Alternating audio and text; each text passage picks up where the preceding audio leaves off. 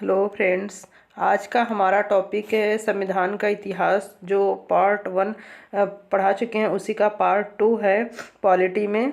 संविधान के विकास का जो इतिहास रहा उसके बारे में पढ़ रहे थे।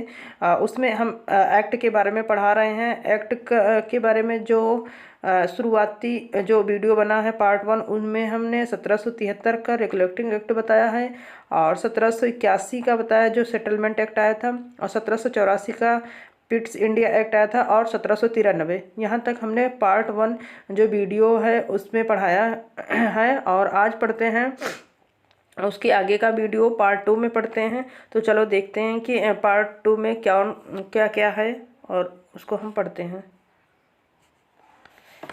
देखो 1793 तक हम लोगों ने पढ़ लिया। पढ़ते हैं 1813 का चार्टर अधिनियम।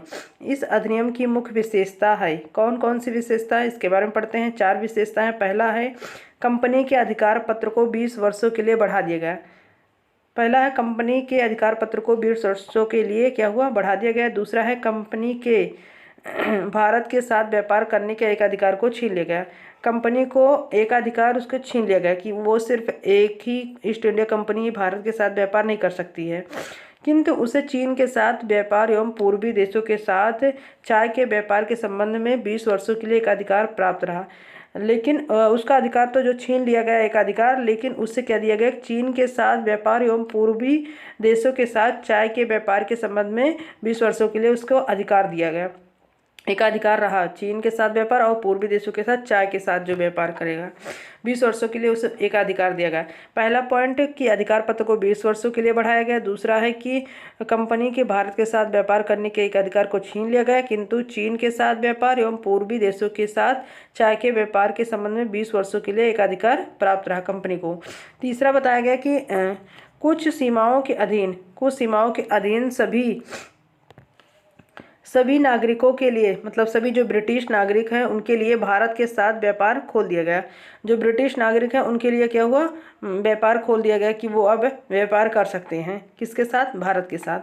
चौथा बताया गया कि 1813 से पहले ईसाई पादरियों को भारत में आने की आज्ञा नहीं थी, परंतु 1813 के अधिनियम द्वारा ईसाई पादरियों को आज्ञा प्राप्त करके भारत आने की सुविधा मिल गई। 1813 से पहले जो थे ईसाई पादरी वो भारत में नहीं आ सकते थे, उनको आज्ञा नहीं थी। लेकिन 1813 का जो अधिनियम आया था उसमें ये नियम बनाया गया कि ईसाई पादरियों को आज्ञा प्राप्त हुई कि वो भारत आने की सुविधा है, वो मतलब भारत आ सकते हैं अपने प्रचार प्रसार करने के लिए। 1813 में दिया गया था। इतना पढ़ते हैं, आगे पढ़ते हैं क्या हुआ। फिर 1833 का चार्टर अधिनियम आया। 1813 में आया था, फिर 20 साल के बाद आया 1833 में। तो इसकी क्या मुख्य विशेषताएं हैं, इस अधिनियम की मुख्य विशेषताएं हैं। पहला है इसके द्वारा कंपनी के व्यापारिक अधिकार पूर्णतः समाप्त कर दिए गए। अब कंपनी व्यापारिक अधिकार, उसके जो व्यापारिक अधिकार थे पूर्णतः क्या हुआ, समाप्त कर दिया गया 1833 के चार्टर अधिनियम द्वारा। दूसरा, अब कंपनी का कार्य ब्रिटिश सरकार की ओर से मात्र भारत का शासन करना रह गया। अब जो कंपनी का काम था, व्यापारिक अधिकार तो पूर्णतः समाप्त कर दिया गया। कंपनी का काम बताया गया कि ब्रिटिश सरकार की ओर से आप क्या कीजिए, भारत में शासन कीजिए, भारत का शासन करना रह गया।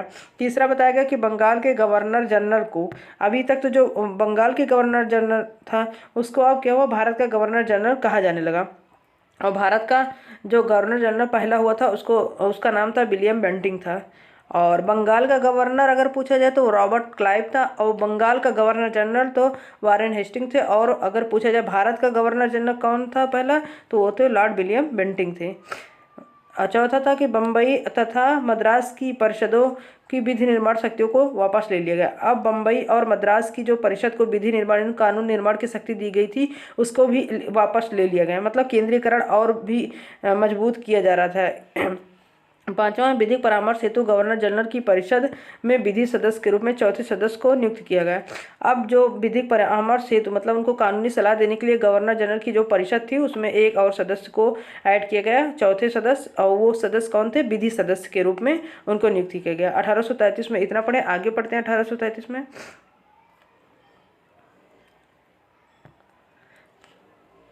1833 का जो चार्टर अधिनियम आया था उसमें छठा जो पॉइंट है उसमें बताया गया है कि भारत में दास प्रथा को विधि विरुद्ध घोषित किया गया। भारत में जो दास प्रथा थी उसको विधि विरुद्ध घोषित किया गया, छठा पॉइंट है। तथा 1843 में उसका उन्मूलन कर दिया गया। भारत में दास प्रथा को विधि विरुद्ध घोषित कब किया गया? 1833 जो चार्टर अधिनियम आया था उसके तहत। लेकिन 1843 में क्या हुआ? उसका उन्मूलन कर दिया गया। सातवां है अधिनियम की धारा 87 में, जो इस चार्टर अधिनियम 1833 आया था, उसकी धारा जो थी 87 के तहत कंपनी के अधीन पद धारण करने के लिए किसी व्यक्ति को धर्म, जन्म स्थान, मूल वंश या रंग के आधार पर अयोग्य न ठहराए जाने का उपबंध किया गया। मतलब ये उपबंध तो बन गया था 1887 में, उपबंध बन गया था कि 1887 में नहीं, धारा 87 में जो अधिनियम आया था 1833 का चार्टर अधिनियम, 1833 का चार्टर अधिनियम आया था, उसके तहत धारा 87 की 1887 नहीं, धारा 87 के अनुसार, ध्यान रखना, धारा 87 के अनुसार किया गया कि किसी व्यक्ति को धर्म, जन्म स्थान, मूल वंश या रंग के आधार पर अयोग्य न ठहरा जाने का उपबंध किया गया। मतलब उपबंध तो किया गया लेकिन इसको फॉलो नहीं किया गया अंग्रेजों के द्वारा, क्योंकि अंग्रेज तो ऐसे भी हम लोगों के साथ बहुत दुर्व्यवहार करते थे। लेकिन हमारे संविधान का जो विकास का इतिहास है, तो यहाँ से जो धारा 87 है इसी को उठाया गया। हमारे संविधान में समानता के अधिकार में रखा गया कि कोई भी व्यक्ति, जैसे अनुच्छेद 15 और अनुच्छेद 16 के अनुसार किसी भी व्यक्ति को धर्म, जन्म स्थान, मूल वंश या रंग के आधार पर अयोग्य न ठहरा जाने का उपबंध किया गया। यहीं से जो है अनुच्छेद 15 और 16 को लिया गया है। मतलब देखिए कि हमारे जो संविधान का इतिहास है वो कितना दिनों पहले से ही जो है बनने की वो प्रक्रिया शुरू हो गई थी। फिर पढ़ते हैं 8वां, गवर्नर जनरल की परिषद को राजस्व के संबंध में पूर्ण अधिकार प्रदान करते हुए गवर्नर जनरल को संपूर्ण देश के लिए एक ही बजट तैयार करने का अधिकार दिया गया है। अब क्या क्यों करो कि जो गवर्नर जनरल की परिषद को राजस्व के संबंध में पूर्ण अधिकार प्रदान किया गया, मतलब पूरी तरह केंद्रीयकरण होने की प्रक्रिया एकदम पूरी जोर शोर पर थी कि गवर्नर जनरल की परिषद पूरे राजस्व के संबंध में पूर्ण अधिकार प्रदान किया गया करते हुए गवर्नर जनरल को संपूर्ण देश के लिए एक ही बजट तैयार करने का अधिकार दिया गया। अब संपूर्ण देश के लिए जितने भी बंगाल और मद्रास और जो मुंबई की है, सबकी जो वहाँ की प्रेसिडेंसी थी, उन सब का अधिकार सिर्फ किसको मिल गया? गवर्नर जनरल को। अब एक ही संपूर्ण देश के लिए एक ही बजट बनाया जाएगा। नवा था कि भारतीय कानूनों का वर्गीकरण किया गया तथा इस कार्य के लिए विधि आयोग की नियुक्ति की व्यवस्था की गई। अब एक विधि आयोग बनाया गया। विधि आयोग 1834 में लॉर्ड मैकाले की अध्यक्षता में प्रथम विधि आयोग का गठन किया गया। बताया गया कि 1834 में जो है लॉर्ड मैकाले किया थे, इसके अध्यक्ष थे। विधि आयोग के प्रथम विधि आयोग का गठन किया गया और उसके अध्यक्ष कौन थे? लॉर्ड मैकाले थे 1834 में। अभी तक हम लोगों ने पढ़ा 1813 का अधिनियम, 1813 का जो चार्टर अधिनियम आया था, और 1833 का पढ़ा है। 1813 में जो बताया गया था कि कंपनी को जो है 20 वर्षों के लिए उसके अधिकार पत्र को बढ़ा दिया गया था। कंपनी मतलब उसको कंपनी के अधिकार पत्र को 20 वर्षों के लिए बढ़ा दिया गया था, लेकिन उसके एकाधिकार को समाप्त कर दिया गया था कंपनी के। लेकिन उसको चीन के साथ व्यापार एवं पूर्वी देशों के साथ चाय के व्यापार के संबंध में 20 वर्षों के लिए एकाधिकार प्राप्त रहा। और तीसरा बताया गया कुछ सीमाओं के अधीन सभी ब्रिटिश नागरिकों को भी भारत में व्यापार करने की छूट दी गई, इतना बताया गया था। और चौथा जो 1813 का जो अधिनियम आया था उसमें बताया गया कि ईसाई पादरियों को भारत में आने की क्या हुई? आज्ञा दी गई।